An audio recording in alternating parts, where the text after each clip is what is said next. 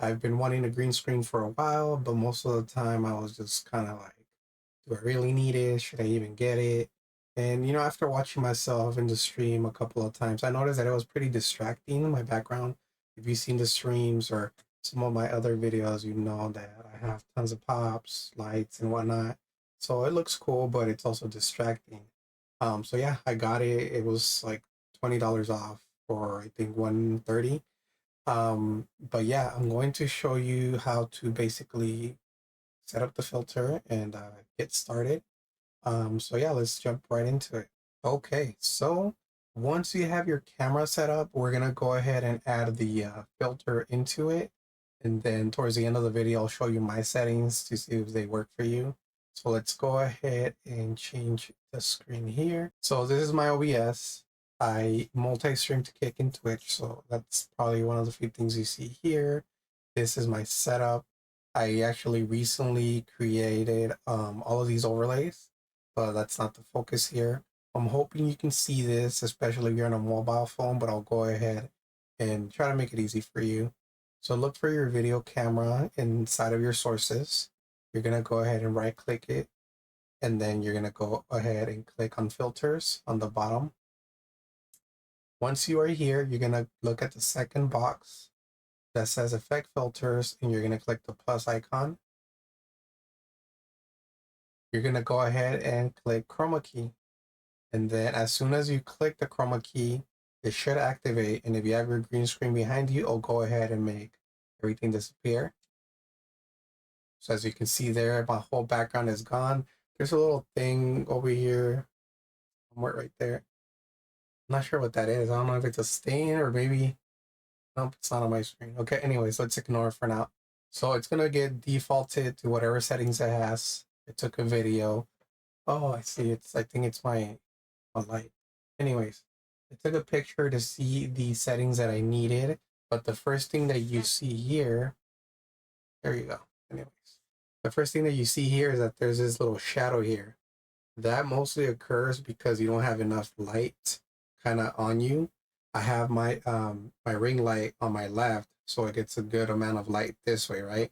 And there isn't much else around me. This is my desk, I believe. So that's why it's still appearing. But yeah, there's this shadow here that we have to get rid of. So what you're gonna do is use this similarity little drag to drag it. And what you want to do is go up so that it can start removing that little shadow. For example, my shadow right here. So let's go ahead and see how that looks. I'm gonna go up to the number I had it, which was 447. So you can slowly see that that shadow is being removed, as well as any other little shadows that you had around you. Go back to 447. So once you are there, you may notice that the edges around you may be a little bit blurry. So you obviously want to smooth it out so it looks better, more natural. So you're going to change the next slider, which is called smoothness. And again, you're going to go up. If you have to go down as well, go ahead and try it out to whatever matches best. Mine goes up to 90. That's where I notice that it looks best. You may see a significant difference. You may not see one at all.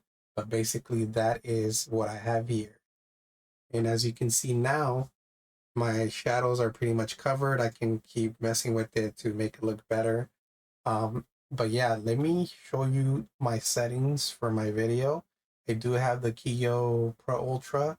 So, I mean, out of the box, I didn't have to do much and it was good to go. But again, if you have a different type of camera or lower quality, you might have to do more to compensate for that. One of the biggest things, again, that can help you is having lights directed at you just to make it easier, and that way you don't have to make the camera work as much. Okay, so let's go ahead and look into my settings.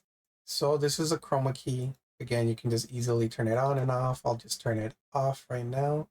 But if you look here on my audio and video filters, I have different things here. I'm not gonna necessarily explain what they do, but you can go ahead and copy it.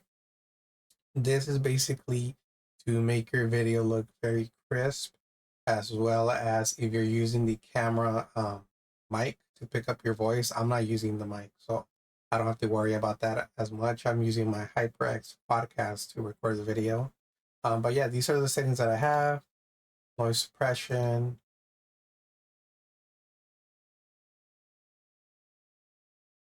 Feel free to pause the video if you need to, and then just go ahead and mess with those. I've seen other videos as well, and basically my settings that we have here with the filters are used by a lot of other content creators. So again, go ahead and copy that if you feel like you need to. But yeah, that's basically it for the video. That's kind of the setting you need just to get started. As you saw, it's pretty simple. You can add animated backgrounds, pictures that you've taken, um, of anything that you've done into your background. That way the green screen can remove it and it's just you in the background, making it look as if you're actually there, right? That can be interactive, especially if you're doing the just chatting settings. For example, in Twitch, uh, your viewers might enjoy seeing that. Another thing that you can do is change your properties. So give me 1 second to load this up. Be aware as well that I noticed myself that once I added the green screen, maybe it was just today, the camera um, settings here in OBS were a little bit slow. Again, I used my default settings, so I didn't have to change much of anything down here. Default, auto detect.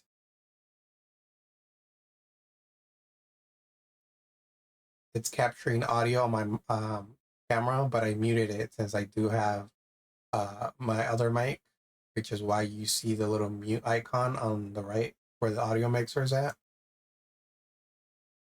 So now we go to configure video, you're gonna get a pop-up, and for some reason mine always appears on the other side. Let me move me out of the way.